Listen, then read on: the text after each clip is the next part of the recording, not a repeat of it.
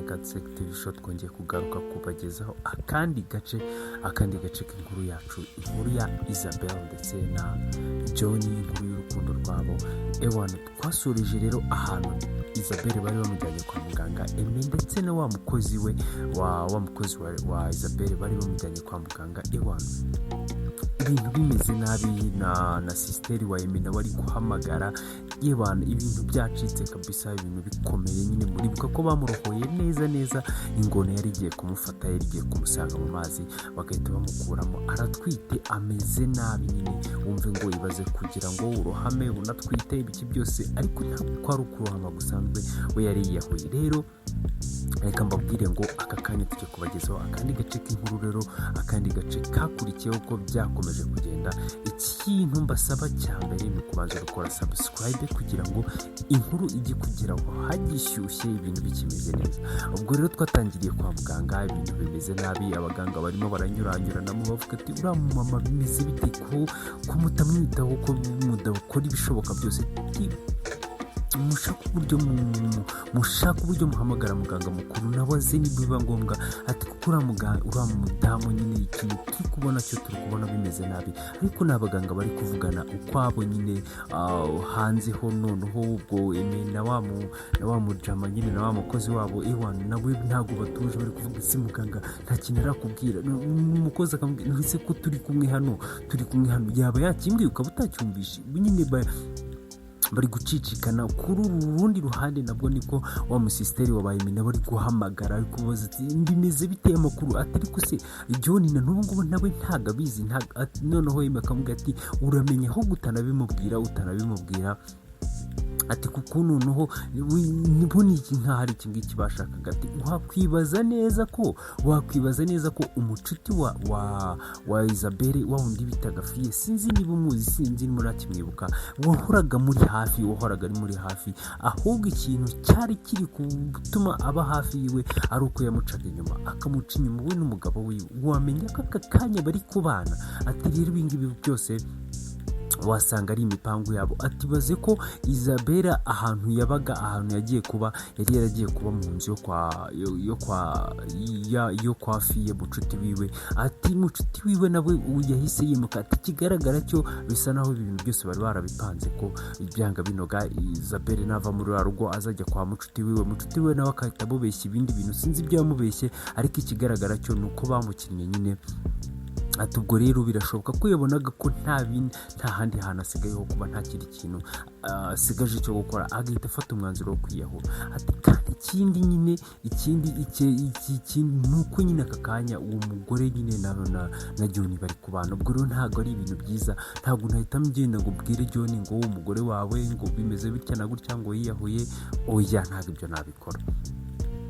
Ubwo rero bakiri aho wa muganga mukuru yaraje abacaho, bahita bamubaza dogiteri bimeze bite. Noneho dogiteri nawe arabasubiza ati ntabwo mbizi.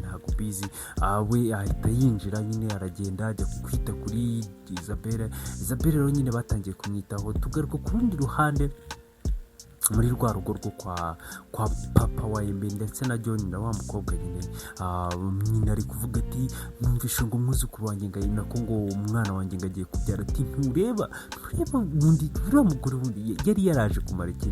Noneho umugabo waramubwira ati ari we papa wa John nyine, aramubwira ati ariko se wajya umbabura ukagenza amagi.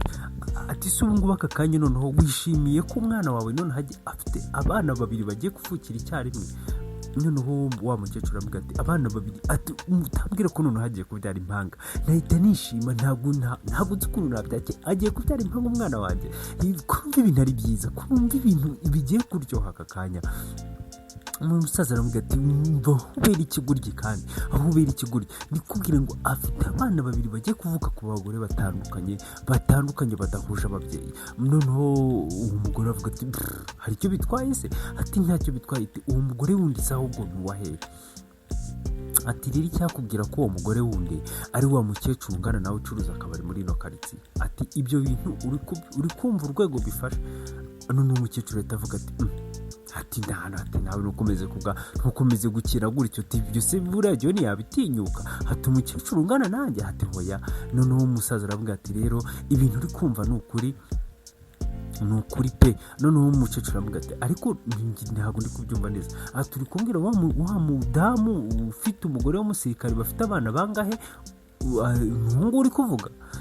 Noneho umusaza aravuga ati yego ni uwo nguwo. Ati ikintu nkubwiye cyo ni uko John yaraje arambwira ngo yamuteye inda noneho nta nubwo yari anabizi. Umudamu niwe waje kugeraho nyuma arabimubwira, amubwira ko yamuteye inda. Ati baze noneho urwego bigiye kugeraho, ibaze urwego bigiye kugeraho rwo kumva ngo John yateye umugore inda hanze, umukecuru, umugore w'umusirikare, arangije afite n'undi mugore mu rugo, aye nawe yateye inda. Ati ibaze ibyo bintu noneho, ati abana bazavukira rimwe. Ati ngaho ishime nyine abuzukuru washakaga se ntugiye kubabona, ugiye kubona abuzukuru bamwe bavuye no ku bagore b'abakecuru. Ati nyamara rimwe na rimwe hari igihe yatubwiraga bino bintu tukumva Yeme ni ikigoryi, ariko burya Yeme nyamara azi ubwenge. Ati reba ibintu John ari gukora. Ati bazi ko noneho ati ubwo ngubwo yaba ntuwa Isabelle ataravuyemo, yaba indi itaravuyemo, baba ari abana batatu bagiye kuvukira icyarimwe, bose badahuje ba nyina. Ati baze nawe ubwo burere twahaye umuhungu wacu. Ati nyamara ati ibi bintu byose niwe wabiteye, ibi bintu byose niwe wabiteye, yagize nyina uri aho ngaho wasamye uhora muhatiriza gushaka umwuzukuru. Nyina aravuga ati hoya ati ubwo ngubwo rero utangiye kubinsunikiraho kuko wumvishe bitangira kuba bibi, utangiye kubinkiraho. Ati nawe ndabizi ko washakaga umwuzukuru, nawe ndabizi ko wamushakaga. Ati rero reka twere kwitana wa mwana. Noneho umusaza aravuga ati hoya ibingibi byose ni ingaruka zo kwirirwa duhutiriye umuhungu wacu gashaka umwuzukuru. Ngagira ati nyamara buriya n'iyo tuza kumurekera wa mugore wiwe wasanga bindi bintu biba bitarabaye, iyo tutaza kumushyiraho pressure. Ati oya nanone wimbwira wa mugore utabyara uriya mugore. Ati oya wimumbwira ibintu byose byagenda neza, ariko uriya mugore we oya iyo tumugezeho ibintu birahinduka. Ati uriya w'ibyo sinshaka no kubyumva. Ati oya. Ati noneho uwo mukecuru atavuga ati ariko se ubundi asigaye aba hino nuko ko ati banza yaravuye mu buzima bw'umwana wacu abuvuyemo burundu, atasigaye abahe. Noneho umusaza aramubwira ati rero ikintu kibabaje utanazi kiba kinababaje. Ati kikwereka ko nyine abantu b'iki gihe nta rukundo, ikikwereka ko inshuti z'iki gihe nta rukundo. Ati ntabwo wenda nanjye ubwanjye nagakwiye kwiraho. Ati n'ababyeyi b'iki gihe nyine ikigaragaza ko nyine ibintu byose twataye buri kimwe cyose.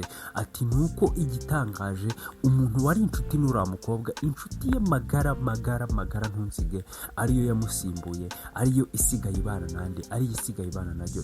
Reba uwo mukobwa twajyaga dukunda gusangayo, ariwe umwifatishije, ariwe uri kumugira inama, ariwe uri kugira ute.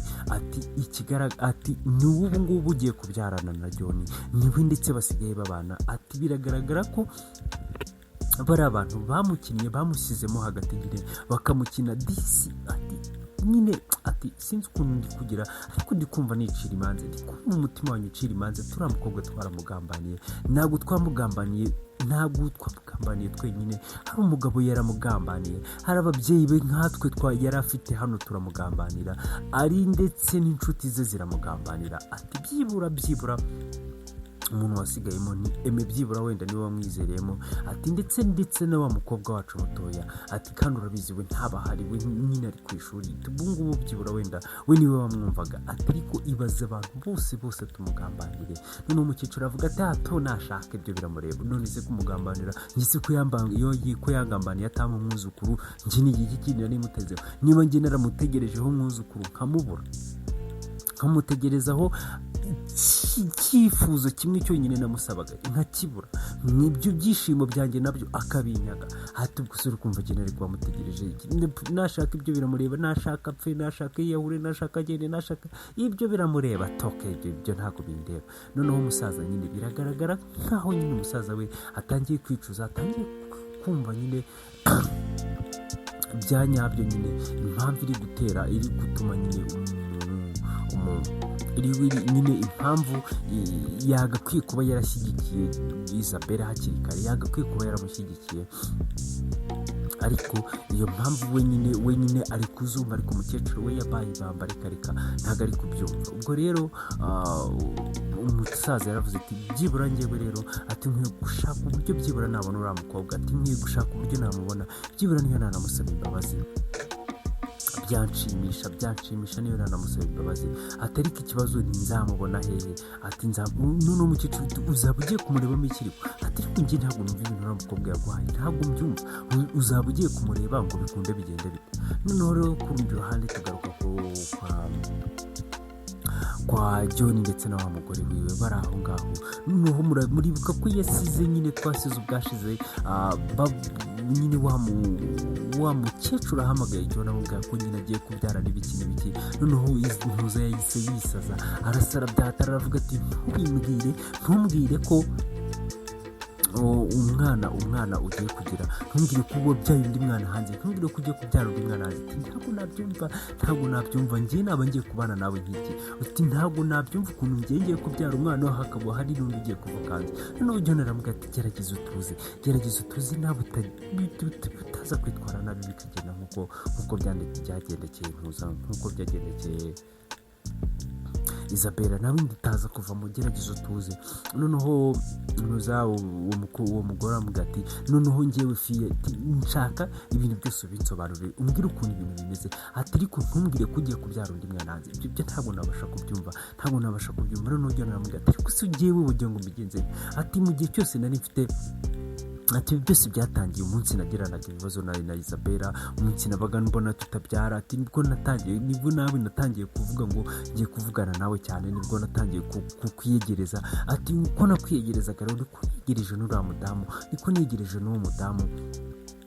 Ati ubwo rero mu kugenda mbiyegereza gutyo niko naje gushiduka naryamanye nawe, nk'uko naje gushiduka naryamanye nawe. Ati Isabella twasezeranye, ati icyo gihe we ntabwo nyine nari nkimuha umwanya, ntabwo yari akinjyamo neza. Ati rero ubwo ngubwo nibwo naje kwisanga naguteye inda. Ati kimwe n'uko n'uwo mudamu nawe namuteye inda, ariko we ntabwo yari yarabimbwiye. we numvaga ari umuntu nyine wageze mu gihe cyo kuba atabyara, numvaga mu gihe byararangiye ibyo kubyara kwiwe, ntabwo numvaga ko nyine azabyara, ntabwo ibyo ngibyo we by'umwana nabitekerezaga, nta nubwo nabihaga agaciro. Ati nibo bimbwiye ejo bundi, nakubwira ko nta n'ibyumweru bibiri bishize byibura nabimbwiye, ambwiye ko atwite. Ati ubu ngubu rero nanjye nabuze aho njya. Noneho ufiyeta avuga ati rero ndashaka noneho umbwire uwo mudamu ninde byibura ngo nanamumenye. Intuza ya John aramubwira ati ni wa mudamu ufite akabari muri no kabitsiye, wa mudamu. Noneho ifi aramubwira ati ntumbwire ko wa mudamu wo hantu ukunda kunywera arimo, ntubimbwire mbabara utabimbwira uriya mukecuru we. Ati nubwo rwego ugezeho rwo kwirirwa ujya mu bakecuru, ujya mu bagore babyaye bacuze mbona abana, ntabwo byumva. Ati none se buriya, ati ko nshimye ko ugiye kubyarana nawe, umugabo we zabukizwa iki? Ko umugabo wari umunyamahane, ko umugabo wari umuntu ukomeye, ko yaza akarakurasa akakwica yarangiza akajya kukwirega, ati uzamukizwa n'iki? Ati rero reka nkubwire ni kuri Imana John rero, ati ibi bintu ntabwo nabishobora. Ati ngomba kubivamo. Ati ntabwo byakunda ko nshobora kubana nawe. Ati njye ntumfate nka Isabella yari umwana mwiza. Ati Isabella yari umwana mwiza. Ati rero njye ntuze kumfata nkawe. Ati reba John, reba utumye ntandukana na Isabella, utumye ntandukana n'inshuti yanjye magara. Ati naramugambaniye, naramuhemukiye. Ati naramuhemukiye ku buryo bushoboka bwose. Ati none uje kumbwira ngo nyuma y'uko ntandukanye nawe, nyuma y'uko niciye ku nshuti yanjye nkayigambanira, ati uje kumbwira ko uje kumbyarira hejuru, ukaza kumbyariraho abandi bana? Ati ibyo ngibyo ntabwo byakunda. Ati ubwo uragenda umubwire ayikuremo cyangwa se ikindi gihari, njyewe ubwanjye ntabwo uzongera kubonana nawe. Ati urahitamo ibintu bibiri, akubyarire cyangwa se nkubyarire. Ati ubwo ngubwo kandi njyewe n'uwo mwanzuro. Noneho John agerageza kwisaza, aramubwira ati umugufi, aramubwira ati rero reka mubwire John, cisha make, njye ntabwo ndi Isabella wiboneraga, ntabwo ndi Isabella wifatiragaho ukamukiniraho ukagira ute ukaza umwitobatobagaho uko ushaka kose. Ati oya, njye ntabwo ndi imfubyi ku buryo nabura umuryango wanjye. Ati nta nubwo nshobora no kuva hano ku buryo uno mwana uzarinda usaza utamubonye. Ati ibyo birashoboka cyane. Ati ubwo rero biraba ibintu bibiri. Ati uragenda kuri uwo mukecuru akuremo inda, cyangwa se njyewe njyewe mburane n'umwana wawe. Niko ibintu bimeze. Ku rundi ruhande rero ko wa mukecuru yari aho ngaho nyine ari mu kazi, inda ntabwo iragaragara neza nyine, we agerageza uburyo ayihisha. Abantu b'abakecuru babyaye inshuro nyinshi bo babizi, ariko nyine nawe inda yigiye kuvuka nyine irabura igihe gitoya, ariko we nyine arayihisha. Mu gihe kiri aho ngaho rero yabonye ifone imuhamagaye n'umugabo wiwe, arangije aramwitaba ati uraho, umeze ute, amakuru yawe? Umugabo aramubwira ati rero ati sheri, ati ntabwo wakumva ukuntu ibintu bimeze neza, ati ntabwo wakumva ko nyine ikiruhuko cyanjye nyine igihe napangaga ko nzazira bahise bakigiza imbere, ati ubu ngubu ndimo ndataha, ati ubu ngubu ngiye gutaha, ati ewana nizere ko ibintu bimeze neza, ati nyine ni surprise, ubu ngubu ngeze mu Rwanda, nanze kubibabwira nyine ntaraza, atari ku ubu ngubu ewana ndahari nahageze, ati ngeze ku kibuga cy'indege, ati nta nubwo ari ati njyewe ndahaje aka kanya, ati ngiye kuhagera, ati ahubwo nizere ko muyiteguye. Ubwo rero umugore yese avuga ati none se sheri uraje, ati ntabwo mbyumva, ati none se ntabwo ndi kubyumva, ati ntumbwire kuje aka kanya. Noneho umugabo aramubwira ati ntabwo wari unyiteguye se, ntabwo uri kumva hari ikibazo kirimo kuba naje? Noneho uwo mudamu aramubwira ati nta kibazo, arangije ahita avuga ati nta kibazo, reka nze abura nyine n'ikintu avuga. Noneho umugabo yahise akupa. Umugore avuga ati noneho ndabigenza n'Imana yanjye, John we no turapfuye, ese biraza kurangira gute? Ese umugabo araza kubigenza gute? Ese n'umukecuru warabigenza gute? Ese kwa Isabelle we biraza kugenda gute? Ntakunda amatsiko asigaranye azashoboratse gukurikirana kandi gace k'ubutaha. Murakoze kandi mukomeze kugira ibihe byiza. Wowe kora subscribe ku bindi uzajya tubonera.